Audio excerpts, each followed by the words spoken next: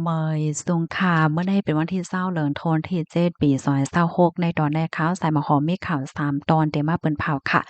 ตั้ง3ตอนได้ก็ได้เป็นข่าวเงาเกี่ยวกับเรื่องลองซึกเนี่ยเนาะอ่อนตั้งเปิ้นได้ก็เฮาคามาถ่อมด้วยข่าวเงาตั้งพอตอนแลนลิ้นปางตึกเนี่ยก็ไปยาวค่ะดอกถึงมือเหลียวก็ยังตึกมีอยู่เนี่ยเอาเมื่อวันที่19เหลืองธันวาคมที่7ปี2026ใน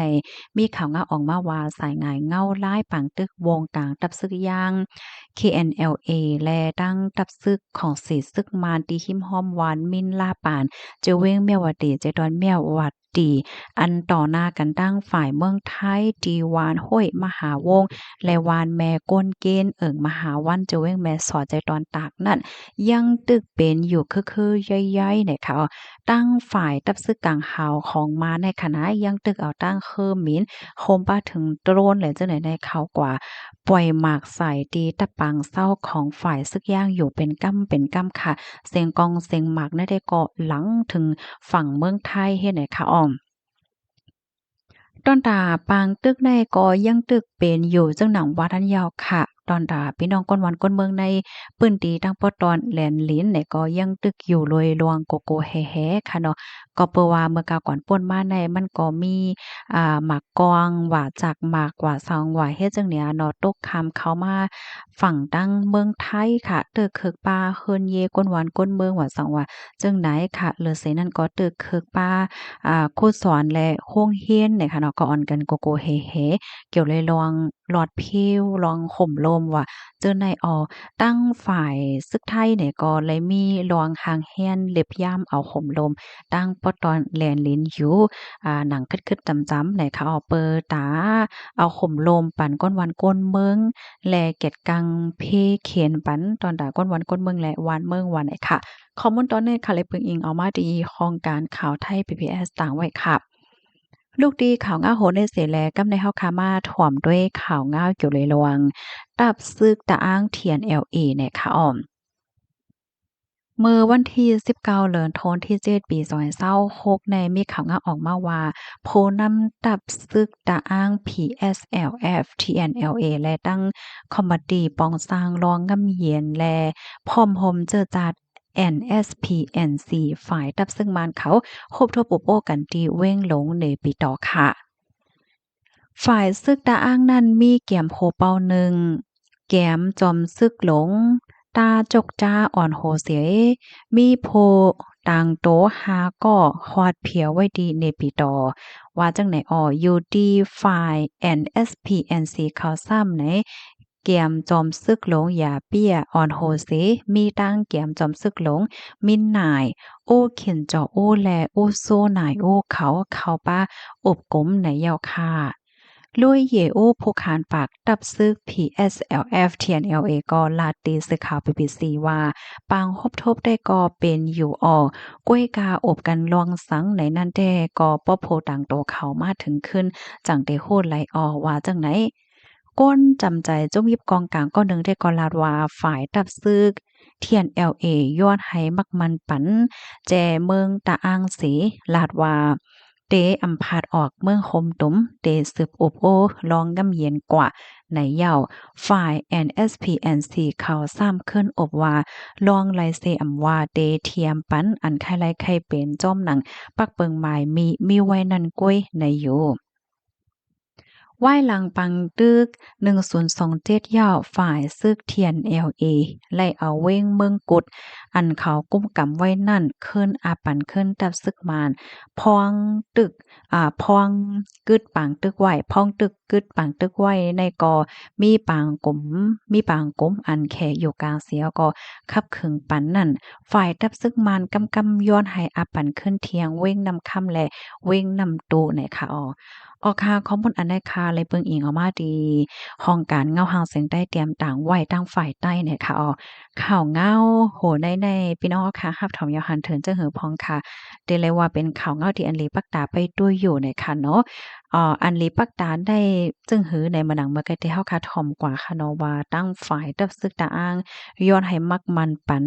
แจเมืองตาอ้างไหนค่ะว่าลองในพี่น้องเฮาเขาคาโลซ้ำหันถึงจึงหือขลาในปันตาหันถึงมาลายเนี่ยค่ะ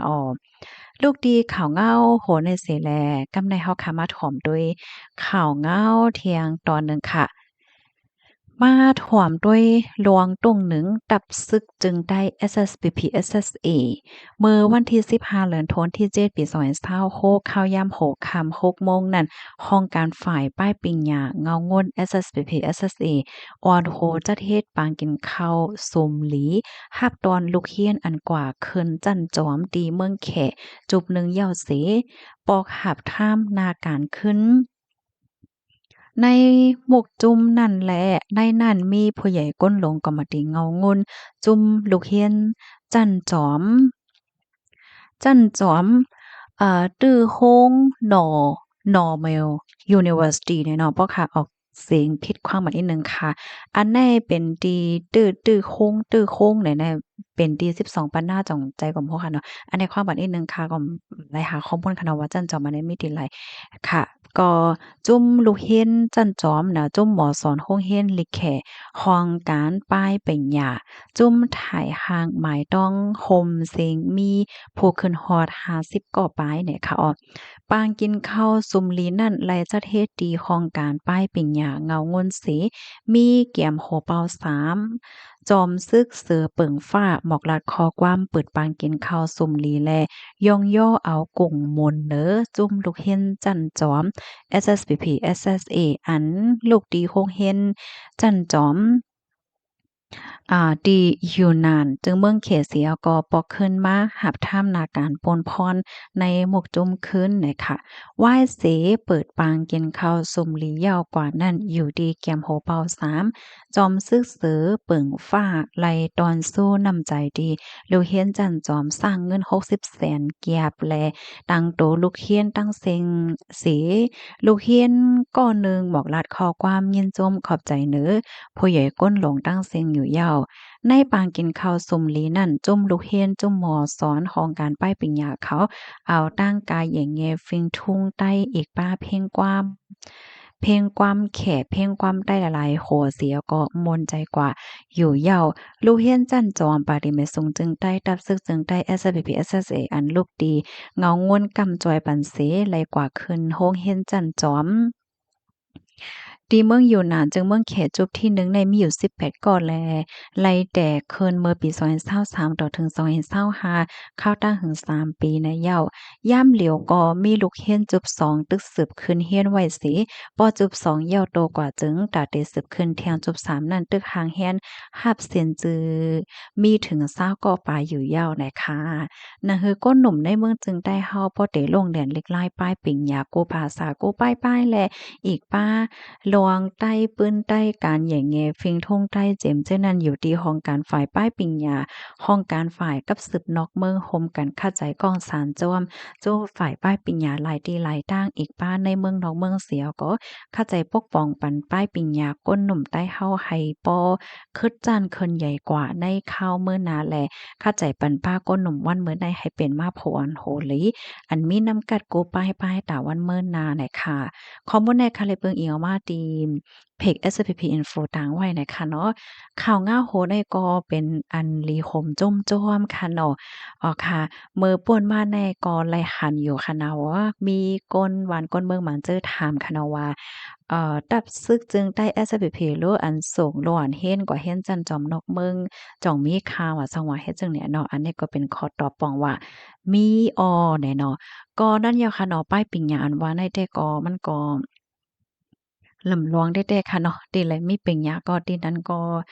ได้ขึ้นใหญ่อันว่านั่นแหล้วค่ะยินจงบ่ก็ที่รับถอมปันแห้งค่ะออมอยสูงค่ะ